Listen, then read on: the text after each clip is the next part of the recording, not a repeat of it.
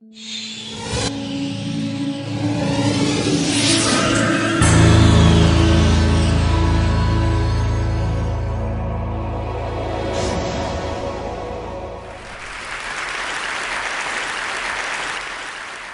I want to start by offering you a free, no-tech life hack.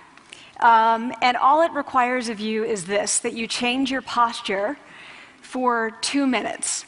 But before I give it away, I want to ask you to right now do a little audit of your body and what you're doing with your body. So how many of you are sort of making yourselves smaller? Maybe you're hunching, crossing your legs, maybe wrapping your ankles. Sometimes we hold on to our arms like this. Sometimes we spread out. I see you. So I want you to pay attention to what you're doing right now. We're going to come back to that in a few minutes, and I'm hoping that if you sort of learn to tweak this a little bit, it could significantly change the way your life unfolds. So we're really fascinated with body language, and we're particularly interested in other people's body language. You know, we're interested in, like, you know, an awkward interaction, or a smile, or a contemptuous glance, or maybe a very awkward wink, or maybe even something like a handshake. Here they are arriving at number 10, and look at this lucky policeman gets to shake hands with the President of the United States. Oh, and here comes the Prime Minister of it. No.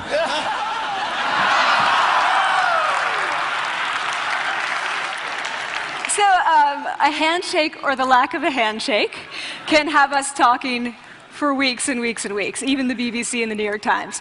So obviously, when we think about nonverbal behavior or body language, but we call it nonverbals as social scientists, it's language. So we think about communication. When we think about communication, we think about interactions. So what is your body language communicating to me? What's mine communicating to you? And there's a lot of reason to believe that this is a valid way to look at this. So social scientists have spent a lot of time looking at the effects of our body language or other people's body language on judgments. And we make sweeping judgments and inferences from body language. And those judgments can predict really meaningful life outcomes, like who we hire or promote, who we ask out on a date. For example, Nalini Ambady, a researcher at Tufts University, shows that when people watch 30-second soundless clips of real physician-patient interactions, their judgments of the physician's niceness predict whether or not that physician will be sued. So it doesn't have to do so much with whether or not that physician was incompetent, but do we like that person and how they interacted? Even more dramatic, Alex Todorov at Princeton has shown us that judgments of political candidates' faces in just 1 second predict 70% of US Senate and gubernatorial race outcomes. And even, let's go digital, emoticons used well in online negotiations can lead you to claim more value from that negotiation. If you use them poorly, bad idea, right? So when we think of nonverbals, we think of how we judge others, how they judge us, and what the outcomes are. We tend to forget, though, the other audience that's influenced by our nonverbals, and that's ourselves. We are also influenced by our nonverbals, our thoughts and our feelings and our physiology.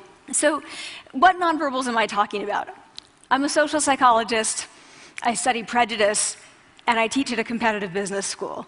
So it was inevitable that I would become interested in power dynamics. I became especially interested in nonverbal expressions of power and dominance. And what are nonverbal expressions of power and dominance? Well, this is what they are. So in the animal kingdom, they are about expanding. So you make yourself big, you stretch out, you take up space, you're basically opening up. It's about opening up.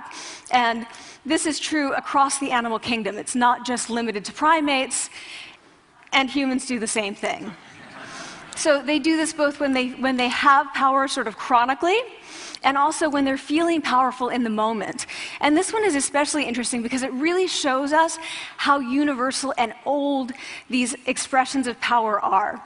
This expression, which is known as pride, Jessica Tracy has studied, she shows that people who are born with sight and people who are congenitally blind do this when they win at a physical competition. So when they cross the finish line and they've won, it doesn't matter if they've never seen anyone do it, they do this. So the arms up in the V, the chin is slightly lifted. What do we do when we feel powerless? We do exactly the opposite. We close up, we wrap ourselves up, we make ourselves small. We don't want to bump into the person next to us. So again, both animals and humans do the same thing. And this is what happens when you put together high and low power. So what we tend to do when it comes to power is that we complement the other's nonverbals. So if someone's being really powerful with us, we tend to make ourselves smaller. We don't mirror them, we do the opposite of them. So I'm watching this behavior in the classroom, and what do I notice? I notice that MBA students really exhibit the full range of power nonverbals. So you have people who are like caricatures of alphas, like really coming into the room. They get right into the middle of the room before class even starts, like they really want to occupy space. When they sit down, they're sort of spread out. They raise their hands like this. You have other people who are virtually collapsing when they come in. As soon as they come in, you see it. You see it on their faces and their bodies, and they sit in their chair and they make themselves tiny, and they go like this when they raise their hand. I noticed a couple things about this. One, you're not going to be surprised. It seems to be related to gender. So women are much more likely to do this kind of thing than men. Women feel chronically less powerful than men, so this is not surprising. But the other thing I noticed is that it also seemed to be related to the extent to which the students were participating and how well they were participating. And this is really important in the MBA classroom because participation counts for half the grade. So business schools have been struggling with this gender grade gap. You get these equally qualified women and men coming in, and then you get these differences in grades, and it seems to be partly attributable to participation.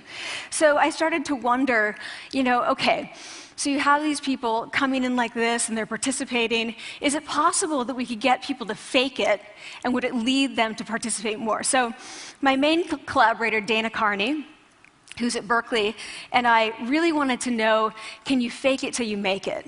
Like, can you do this just for a little while and actually experience a behavioral outcome that makes you seem more powerful? So we know that our nonverbals govern how other people think and feel about us. There's a lot of evidence, but our question really was, do our nonverbals govern how we think and feel about ourselves? There's some evidence that they do. So, for example, when we smile when we feel happy, but also when we're forced to smile by holding a pen in our teeth like this, it makes us feel happy. So it goes both ways. When it comes to power, it also goes both ways. So when you feel powerful, you're more likely to do this, but it's also possible that when you pretend to be powerful, you are more likely to actually feel powerful. So the second question really was, so we know that our minds change our bodies, but is it also true that our bodies change our minds? And when I say minds, in the case of the powerful, what am I talking about? So I'm talking about thoughts and feelings and the sort of physiological things that make up our thoughts and feelings. And in my case, that's hormones. I look at hormones. So what do the minds of the powerful versus the powerless look like? So powerful people tend to be, not surprisingly, more assertive and more confident, more optimistic. They actually feel that they're going to win even at games of chance. They also tend to be able to think more abstractly. So there are a lot of differences. They take more risks. There are a lot of differences between powerful and powerless people. Physiologically, there also are differences on two key hormones, testosterone, which is the dominance hormone, and cortisol, which is the stress hormone. So what we find is that high-power alpha males in primate hierarchies have high testosterone and low cortisol. And powerful and effective leaders also have high testosterone and low cortisol. So what does that mean? When you think about power, people tended to think only about testosterone because that was about dominance. But really, power is also about how you react to stress.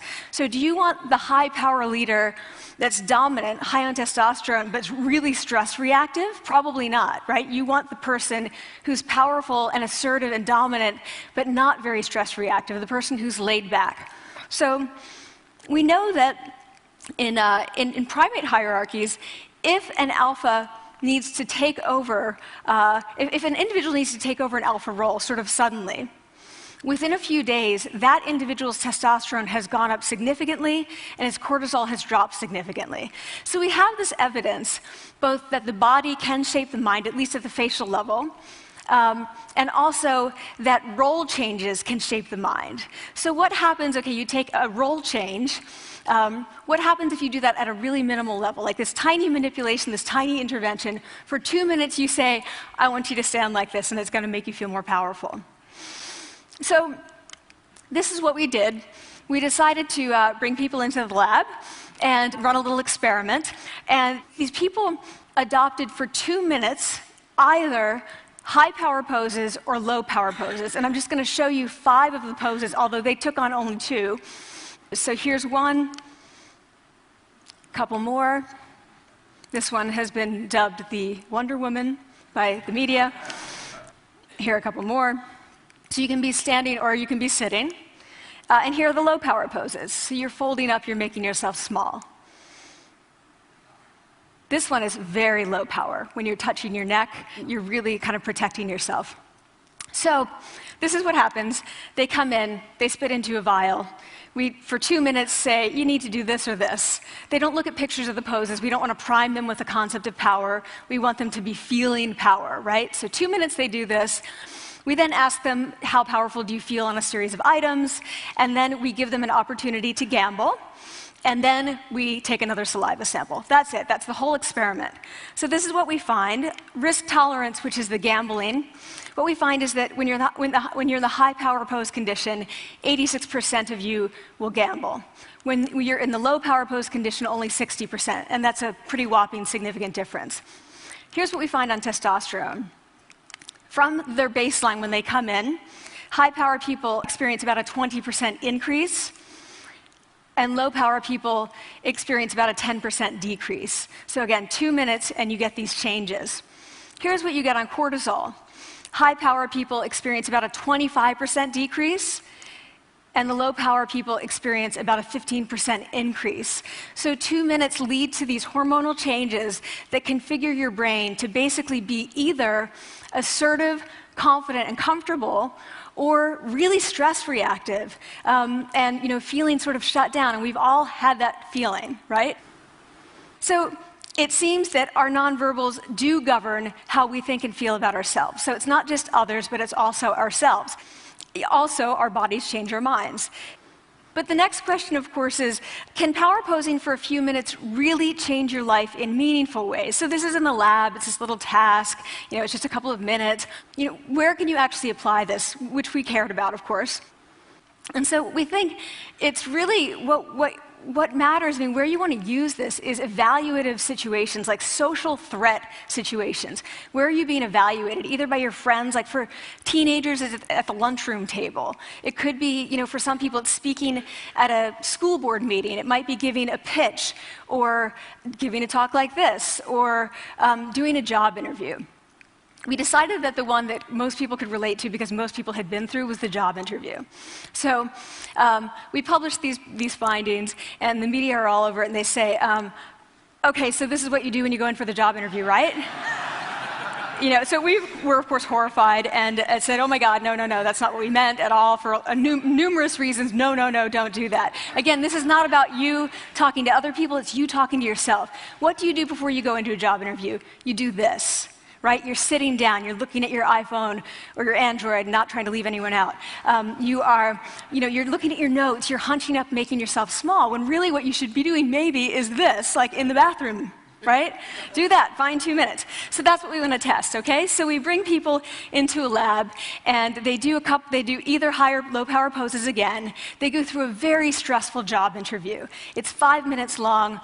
They are being recorded, they're being judged also, and the judges are trained to give no nonverbal feedback. So they look like this. Like, imagine this is the person interviewing you. So for 5 minutes, nothing. And this is worse than being heckled. People hate this. It's what Marianne LaFrance calls standing in social quicksand. So this really spikes your cortisol. So this is the job interview we put them through, because we really wanted to see what happened. We then have these coders look at these tapes, 4 of them. They're blind to the hypothesis, they're blind to the conditions, they have no idea who's been posing in what pose. And they end up looking at these sets of tapes and they say, oh, we want to hire these people, all the high power posers, we don't want to hire these people. We also evaluate these people much more positively overall. But what's driving it? It's not about the content of the speech. It's about the presence that they're bringing to the speech. We also, because we rate them on all these variables related to sort of competence, like how well structured is the speech? How good is it? What are their qualifications? No effect on those things. This is what's affected, these kinds of things. People are bringing their true selves, basically. They're bringing themselves. They bring their ideas, but as themselves, with no residue over them. So this is what's driving the effect, or mediating the effect.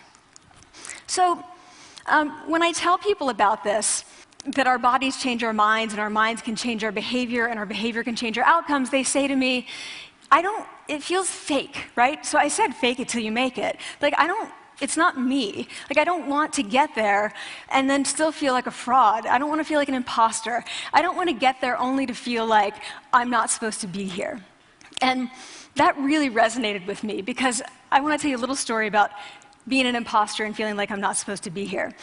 When I was 19, I was in a really bad car accident. I was thrown out of a car, rolled several times. I was thrown from the car, and I woke up in a head injury rehab ward. And I had been withdrawn from college, and I learned that my IQ had dropped by 2 standard deviations, which was very traumatic. I knew my IQ because I had identified with being smart, and I had been called gifted as a child. So I'm taken out of college. I keep trying to go back. They say, you're not going to finish college. Like, just, there are other things for you to do, but that's not going to work out for you. So I really struggled with this, and I have to say, having your identity taken from you, your core identity, and for me it was being smart, having that taken from you, there's nothing that leaves you feeling more powerless than that. So I felt entirely powerless. I worked and worked and worked, and I got lucky and worked and got lucky and worked. Eventually I graduated from college. It took me 4 years longer than my peers, and I convinced someone, my angel advisor, Susan Fisk, to take me on. And so I ended up at Princeton, and I was like, I am not supposed to be here. I am an imposter. And the night before my first year talk, and the first year talk at Princeton is a 20-minute talk to 20 people. That's it. I was so afraid of being found out the next day that I called her and said, I'm quitting. She was like, you are not quitting, because I took a gamble on you and you're staying. You're going to stay, and this is what you're going to do. You're going to fake it. You're going to do every talk that you ever get asked to do. You're just going to do it and do it and do it, even if you're terrified and just paralyzed and having an out-of-body experience, until you have this moment where you say, oh my gosh, I'm doing it. Like, I have become this. I am actually doing this. So that's what I did. 5 years in grad school. A few years, I'm at Northwestern. I moved to Harvard. I'm at Harvard. I'm not really thinking about it anymore, but for a long time I had been thinking, not supposed to be here, not supposed to be here. So at the end of my first year at Harvard, a student who had not talked in class the entire semester, who I had said, look, you've got to participate or else you're going to fail, came into my office. I really didn't know her at all. And she came in totally defeated, and she said, I'm not supposed to be here.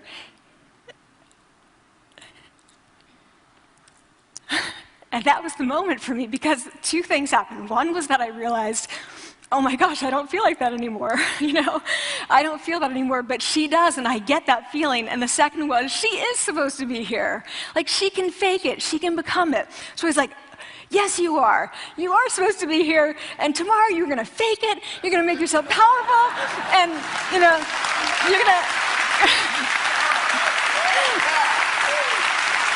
and you're going to go into the classroom, and you are going to give the best comment ever, And she gave the best comment ever, and people turned around, and they were like, oh my God, I didn't even notice her sitting there, She comes back to me months later, and I realized that she had not just faked it till she made it, she had actually faked it till she became it. So she had changed. And so I want to say to you, don't fake it till you make it. Fake it till you become it. It's not do it enough until you actually become it and internalize. The last thing I'm going to leave you with is this. Tiny tweaks can lead to big changes. So this is 2 minutes. 2 minutes, 2 minutes, 2 minutes. Before you go into the next stressful evaluative situation, for 2 minutes, try doing this in the elevator, in a bathroom stall, at your desk behind closed doors. That's what you want to do. Configure your brain to cope the best in that situation. Get your testosterone up, get your cortisol down. Don't leave that situation feeling like, oh, I didn't show them who I am. Leave that situation feeling like, oh, I really feel like I got to say who I am and show who I am. So I want to ask you first, both to try power posing, and also I want to ask you to share this science, because this is simple. I don't have ego involved in this. Give it away. Share it with people, because the people who can use it the most are the ones with no resources and no technology and no status and no power. Give it to them, because they can do it in private. They need their bodies, privacy, and 2 minutes, and it can significantly change the outcomes of their life. Thank you.